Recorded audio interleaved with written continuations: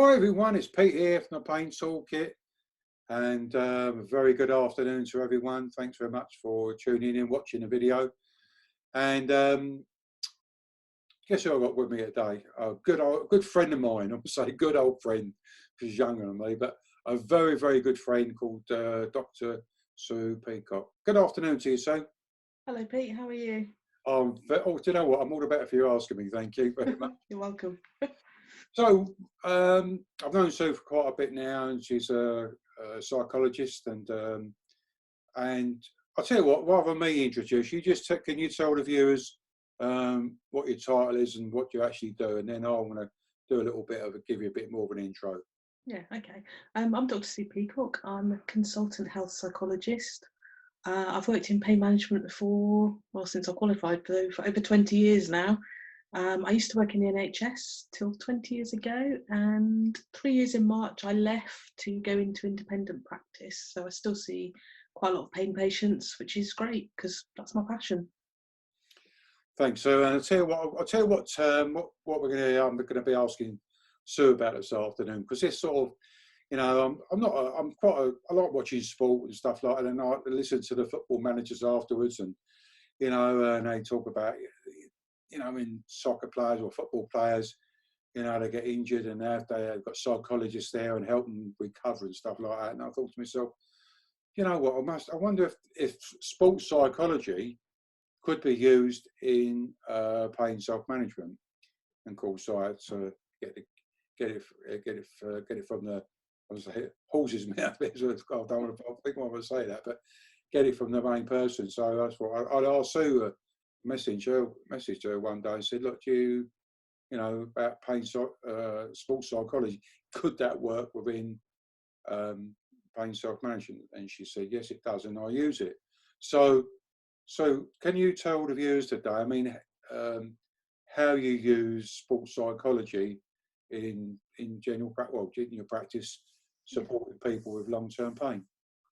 Well, it all come about by accident, really, because one of my patients many years ago was actually an Olympian, and obviously he wasn't running or doing things like that when I saw him because he'd had lots of surgery and things, but he really wasn't getting sort of pain management strategies. And so I realized, we sort of talked about what he liked and all that kind of thing, and then I realized that he was a professional sportsman. So I thought, okay, let's turn this around then. Let's see what skills he has that from the sports field that we could try and use within pain management. So like I say, it didn't come about by accident, really. And I'm a very big advocate that we can learn so much from our patients. So the things he was used to doing was sort of setting and achieving goals. Well, we do that all the time in pain management. It was just about working out how he did it and how I thought we did it, and changing it around. So we looked at how he would set his goals, how he would achieve his goals. So we'd look at kind of the end result of where he wanted to be, and kind of work backwards, and sort of set deadlines and time frames, because that's what he was used to. So that's what he was like. We sort of looked at the focus of setting those goals. So really kind of how he would achieve, looking more at the process of achieving them rather than outcomes. So that was quite useful.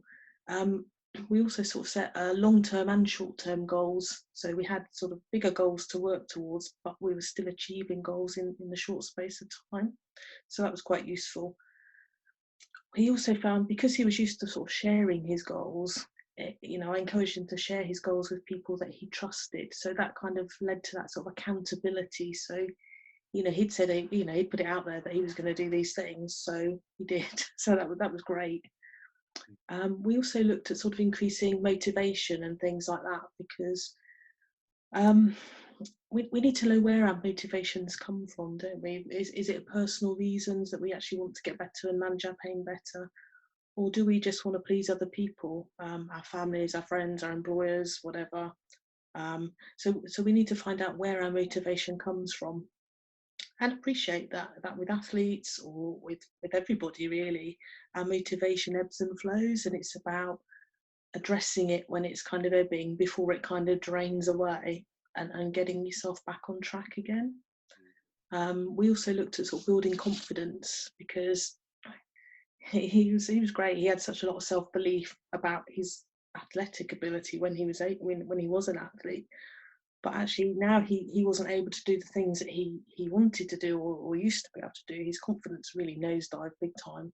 So we said, well, how did you used to build up your confidence? Because obviously if you're in the Olympics, you must have had a really good self-belief that you could do these things. And we know that, if you improve your confidence, your performance improves, and equally, if your performance improves, then we know your confidence builds up. We know again that confidence fluctuates, doesn't it, depending on the successes or disappointments that we may have achieving things. I think it was also about thinking about positive but realistic thinking. So not, so say when he was an athlete, he was set a time that he wanted to achieve, but he perhaps knew he wouldn't at that particular race win the gold medal, but a bronze one was possible. So his aim was the bronze medal, but the gold would be, amazing. I think he won the silver actually, so that's quite impressive. I thought. Really? Yeah, I know. Oh, yeah. Hugely. When we finish this, you'll have to tell me his name. I will do. And so it's about saying what you want, isn't it? And so if you think about golfers, for example, they wouldn't say, "Oh, I'm going to mess this up," thinking about taking a golf swing. You can tell I don't play golf, because I call it that. It's probably something more than that. But you'd say something like, "My swing is perfect and smooth." So that kind of thing. I think it's about focusing on a day-to-day sessions, isn't it? Mm-hmm. With pain management, what you set your goal to be that day, how confident you are, and managing it, within the confines that you find yourself in now. And again, it's about concentrating, isn't it, on the process rather than the outcomes, because you can build outcomes once you get the process right. There's also sort of imagery, visualization, self-hypnosis, all that kind of stuff. He was great at that. He was really, really good at that. I think the biggest hurdle to that kind of thing, I always think, is people always tell me they can't visualize, but you can always think about something, can't you? So that's what we did. So if somebody tells me they can't visualize, I'd say something like, okay, so think for a few moments about your front door. What side is the handle on? And everyone knows that. So rather than saying visualize this, sometimes you can just say, think about this, think about your performance, think about you doing the tasks that you've set yourself to do. I think the best form of imagery is when you use all of our senses. So we use our sight, our hearing, our touch, our smell, and also our taste even. But also the things like muscle imagery. So we imagine our muscles doing the task that we need to do, because quite often the brain doesn't know the difference between real and imagined. So once the brain thinks we've done it, it's a little bit easier to do. Weird but true, apparently. So I think there's also, when you do visualization or thinking about it or self-hypnosis, all that kind of stuff, it's about two ways of doing it. You can either do it from an internal point of view, so you're actually visualize doing it yourself, or you can do it from an external point of view, so as if you're watching yourself in a film. So you can, if you watch yourself in the film kind of thing, you can analyze the movements that you're making, you can see how you're achieving a task, you can see possibly the times you're setting, or all of those kind of things. So they're quite useful, and the more vivid that we're able to imagine these things, the better outcomes. There's always practice, like everything in pain management. A lot of it is practice, isn't it? As with sport, it's all about practice, isn't it? So you've you said a lot of words there that we use. Yeah. In management, goal setting, action planning, visualization. I mean, there's a lot of crossover, as how I see it, going on. And that's what I've always thought when I listen to sports people, they've had an injury. I'm thinking, well, they've got to get back up and running. They can't sort of go, run around the NHS for God knows how long. No. They're going to be up, and tell you what I'll do is let me just delete my old email. Otherwise it'll be pinging off like a bloody. I couldn't. There you go. Yeah. So when you see your other patients now, like people like myself and others, do you use that same sort of integrate that sports psychology, that thinking in with those people, like so it's worked for this guy Fred, and this is how they do it, but how it can be helpful for us. I do if they're interested in sport, absolutely, because I always ask what hobbies people have and what their interests are and all that kind of stuff. So I think if they're interested in sports or they've done sports in the past, it's always quite a good way in, isn't it? Because it's something that they know about, that they've done before. Whereas pain is always very difficult when it's persistent or long-term pain, isn't it? Because it's not something we've usually experienced before. We normally have the acute pain and we get better and, that's fine, isn't it? But with this, it's because it's so different, isn't it? And so debilitating for some people. It's about really trying to find what little flicker of interests people have. Because obviously, as well as I do, waiting to come to a pain clinic in the NHS takes forever. So people's lives aren't as good as they probably could be if they're seen sooner. Sorry, you might have to cut that bit out. It's political, isn't it? Sorry. Oh, don't do it, I'm afraid. You say is what they get. But yeah, it's so quite a lot of their lives are gone. So it's about trying to re-engage the things that they're interested in, isn't it? And if we can, if sport has been a passion of theirs in the past, then we can use that terminology and those things that they've used, even if they've played, team games at school or whatever. There's still some of these concepts that we can use.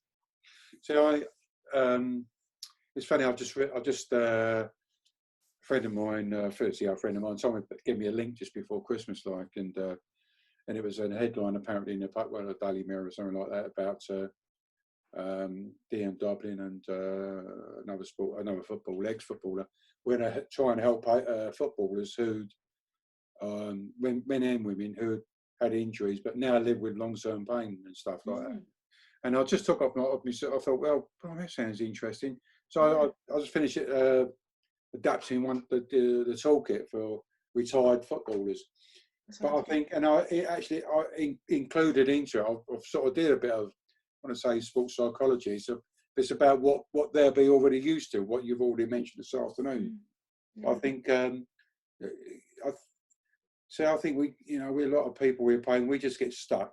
For some reason, the system seems to be geared up for, right, we've done that. Now we need to wait and do this, and thinking, all this waiting time, we would get stale and demotivated and thinking, what's the point, So I think using sports psychology is, well, what's your long-term goal? Where do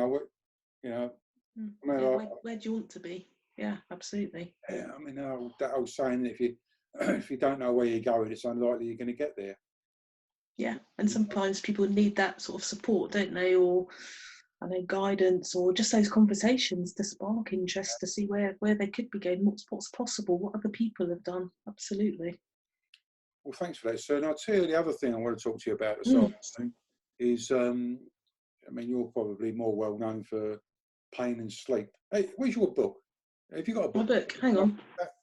What was it in there? Oh, there it is. Sleep. There you go. I know. Show it. Come back a little bit, because all they're looking at Epping. That's it. There you go. Sleeping with Pain. So I'll tell you, I love that book. Thank you. I'll tell you the reason why I like it is because that's still one of my problems that I have now. Sleep. I never, very, very rarely have a good night's sleep. I'm interrupted. I feel like, with me pain and me arthritis in my hips and whatnot, I feel like I'm on a bit of I call it a barbecue, you start off there, and then you get, it sort of wakes you up a bit, and then you've got to turn over, and you're on that side, So that's what I like about when you write things, that it's very simplistic. And I would say, bloody hell, if I can understand it, then I know everybody else can, And so, but what would be your? Have you got can you give me three top tips for having a good night's sleep?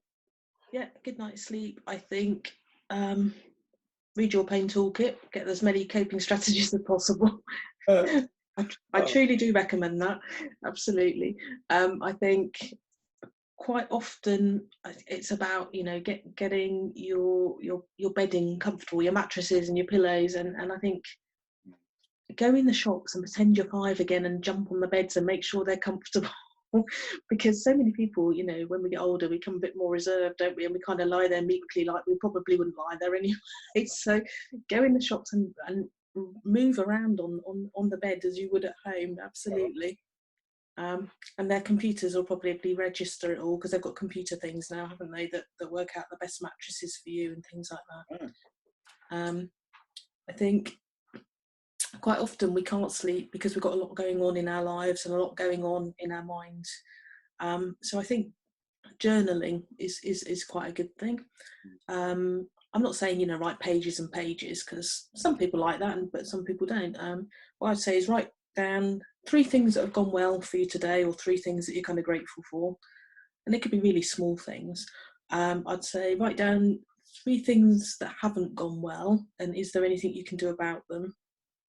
And probably 3 things you need to remember for tomorrow, because the things that you need to remember and the things that haven't gone well are always the things that kind of go around in your head, aren't they? And you're thinking about them all the time, and you know, you drop off to sleep, you know, eventually, because you've been thinking about them too much. And then you sort of wake up and that's often the first thing that you think about. But if you've kind of written them down, that will kind of help, because you don't have to remember them so much, because they're still going to be there tomorrow, but you've thought about them. So I'd say they were my 3 top tips. I like it. I like the writing down one. I remember from another health problem I had many years ago, what someone said to me, I said, I've got all this stuff going around in my head, like, you know. And they said, well, empty it, just write it down. I said, well, like what? He said, just go and buy yourself a scrapbook, like, you know, and, you know, just write it down how you're feeling. Yeah. And, you know, it really helped me, like, you know. I know when I was doing my PhD, I used to wake up at random times in the night and have these sort of wonderful ideas that I'd kind of keep trying to think about. So in the end, I used to put a notebook by my bed, and if I come up with this brilliant idea, I'd write it down. Whether I could read it in the morning or not, it didn't matter, because I'd written it down. So that's quite good. Whereabouts can people buy the book? Is it Amazon. Amazon? Okay, Amazon. So is it only sold on Amazon? Only on Amazon, yeah. Okay, cool. I've got a few copies here, but Amazon's probably the best bet. Okay. It's not expensive, is it? No, I think it's. Oh, I haven't looked for age. I think it's about $7.99, something like that. It's definitely under a tenner. All of them are under a tenner. Yeah. Well, you got more. Have you got more books? Yeah. What's that one? The other one is called. There's one called Breaking the Pain Cycle in 28 Days, which is just sort of it's a bit like a diary, but it's a collection of self-management tips that you can try, and there's bits to write down whether it worked or how helpful it was and all that kind of stuff. Because I always think it's a really good idea to have lots of tips, isn't it, and lots of suggestions of things, but then, you know, try them all, but then have your favourites, and then you've got a sort of a staple ones that usually work, and then if they don't, you've still got some in reserve. So there's that one. And the other one is called what's it called? Managing Chronic Pain in the Family. So that's about how to talk to families, because like I said earlier, you know, unless you have long-term pain, persistent pain, you don't really get it, do you? So it's more about how to talk to your family about it, suggestions of how they can help you without being overpowering. Because, you know, with the best will in the world, families want to help, don't they? Absolutely. But they sometimes do a bit too much. So the person with pain ends up kind of withdrawing a little bit and doing less, because their families think they're being really nice and helpful. Which, you know, that's really important about the family, because I think we forget that, like, you know, we have pain, but to me it's like, you know, when you drop something in a bowl of water, you know, yeah, absolutely, it sort of ripples out, you know, because that little drop there, when it drops, that's where the pain starts, and then it affects the person with the pain, the family, their friends, their work colleagues. Absolutely. You know, Yeah, so, that's exactly how I describe it. A little pebble in a pond with the ripples that go out for everything. Yeah. So they're quoting, I mean, I don't know what that one out, but they say there's 28 million people in the UK with pain. And let's say half of those people have got, well, no, I think probably 3/4 of those people have got families. Yeah. So now pain is not only, I mean, what you're, listen, you're the one with the brains. So say, let's say half, let's keep it simple. 28 plus 14 is 30, 36, something like that. Don't ask me, I'm rubbish at maths. 24. Psychology, I know about maths, I don't. Yeah, now we had 28 million, but now it's affecting 36 million because of Yeah. the families and stuff Huge, like that. isn't it? That's what I was trying to get at. Yeah, I don't know if you guys, if you're viewing this, I mean, we're both now for maths, so I won't go down that route ever again. But if you know that, you know the answer to that. I'm just sort of trying to work out that, you know, they say they're quote 28 million people in the UK living with pain, but then we got the families, we got the help, the friends. Let's just take the families. You know, I mean that's, you know, I mean we're not, pain is affecting the person 28 million, but it's actually affecting probably over 3/4 of the population. Yeah, I think so. I think it's a massive issue, and I think there probably needs to be more done to support families and help them adapt to having, you know, somebody in their life with persistent pain. Absolutely. Oh, I've never, well done for that, and thanks for writing that, because I've never heard of, well, I've never seen a book for families before, but it's really important. So thanks for putting that together. So look, I know we're going to do another one of these, so let's just call it a day there. Sue, by the way, recently was on the first Pain Toolkit webinar, and I know we're going to get her back again as well. Thank you. Really good messages that she gave people in the webinar. So thanks very much. Stay there. I'm going to stop recording in a minute, but I just want to say massive thank you for taking the time out of your day to do this interview with me. Well, thanks very much for asking me, Pete. That's fine. I mean, I think you do a good job, girl. You know, and I think even when you worked in the NHS, I thought you do a fantastic job. And I think now you know, what you're doing is you're helping so many more people really with, you know, with the writings that you're doing with the books, and you're very active on social media, and the positive messages that you're giving out and helping people. So massive shout out, you know, respect to you, babes. Yeah, thanks very much. Anyway, thanks very much for checking in. Thanks everybody else for watching. We'll do another one of these soon. There's another webinar coming along, so in actual fact, I'm going to probably do another 2 or 3. So keep a lookout for them on the website and on social media. So, by the way, what's your Twitter handle? At Dr. Sue Peacock. And I think. yeah, you are. Just testing you. At Dr. Sue Peacock. And what is your web address? What's the name? In fact, what is the name of your website and the actual web address? Yeah, my website is called A Pain in the Mind, and it's just www.apaininthemind.co.uk, and that's all that's mainly pain related stuff on there. So hopefully that'll be of interest to people. Okay, cool. Anyway, thanks very much again. I'll see everybody on another Pain Toolkit interview. It's been fun doing it with Sue this afternoon. And be cool and groovy. Catch you later, babes. Ciao. Thanks.